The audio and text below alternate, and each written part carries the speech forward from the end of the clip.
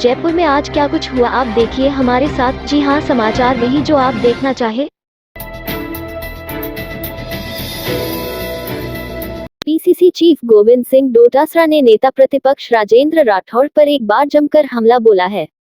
राठौड़ को चुनौती देते हुए कहा है कि मुझ पर व्यक्तिगत टिप्पणी करना बंद करें, चाहे तो आरोपों की अपने पसंद के अधिकारी से जांच करा लें।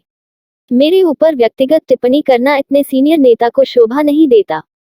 पीसीसी में मीडिया से बात करते हुए डोटासरा ने आरोप लगाया कि राज्य में बीजेपी मजबूत विपक्ष की भूमिका नहीं निभा पाई। यही बात विधायकों के फीडबैक में सामने आई। भाजपा की जन आक्रोश पर दया और हंसी दोनों आती है। विश्व की सबसे बड़ी पार्टी कहने वाले लोग ना तो एकजुट है और ना ही इनका लोकतंत्र में यकीन है। कि सरकार की लोकप्रियता बहुत अच्छी है, मुख्यमंत्री जी की लोकप्रियता बहुत अच्छी है। आज तक के इतिहास में इतने काम विकास के नहीं हुए जितने काम अब की बार सरकार में हुए हैं। जो फ्लैगशिप योजनाएं हैं वो एक से बढ़कर के एक है और कुछ 5-7 फ्लैगशिप योजनाएं तो ऐसी हैं जैसी देश के किसी भी स्टेट में कभी भी आज की तारीख तक लागू नहीं हुई।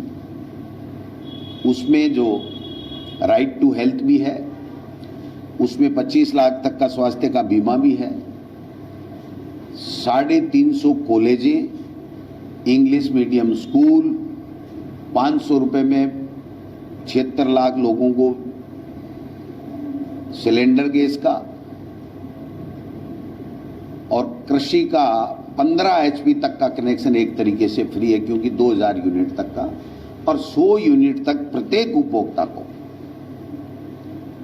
बिजली में बिलों में छूट और बिल्कुल पूरी तरीके से उनको बिल माफ करने का काम किया। तो जो घरेलू उपभोक्ता हमारे प्रदेश में जितने भी हैं उसमें 89% उपभोक्ता हैं जिनके बिल जीरो आएंगे।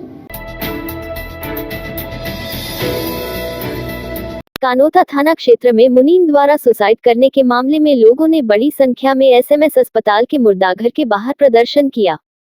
कानोता में ट्रांसपोर्ट कंपनी में काम करने वाले मुनीम ने सुसाइड कर लिया।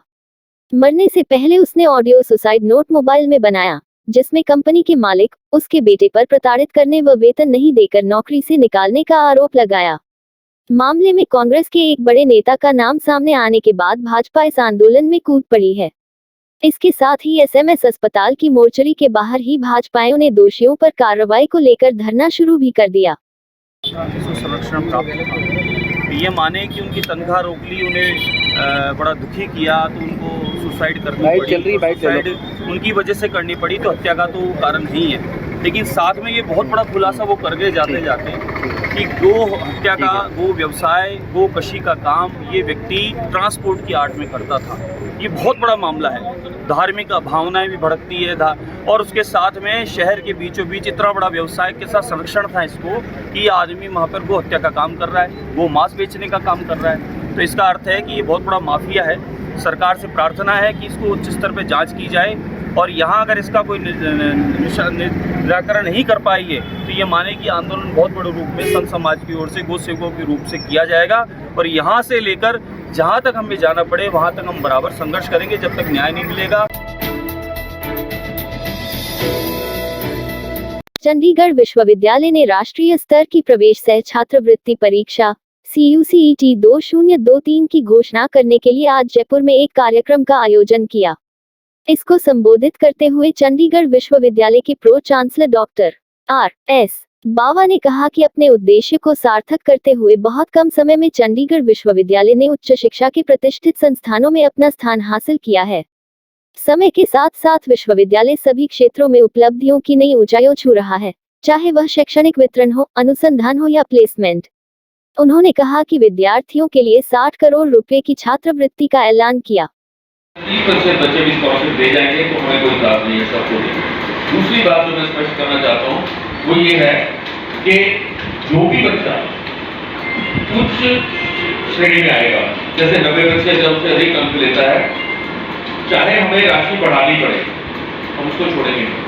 इस रात की सुबह नहीं होती जब तक हाथ में उसकी गर्माहट नहीं होती। चाय का प्याला, अखबार साथ पुराना है, मिट्टी से जोड़ता है। खबरों की खुशबू से सारा घर महकता है। हर रंग में ढला, कहानियों से किस्सों तक ले जाता है बेरोक टोक। देश के हर हिस्से तक ये हकीकत का आईना है, ख्वाबों को सच करके दिखाता है।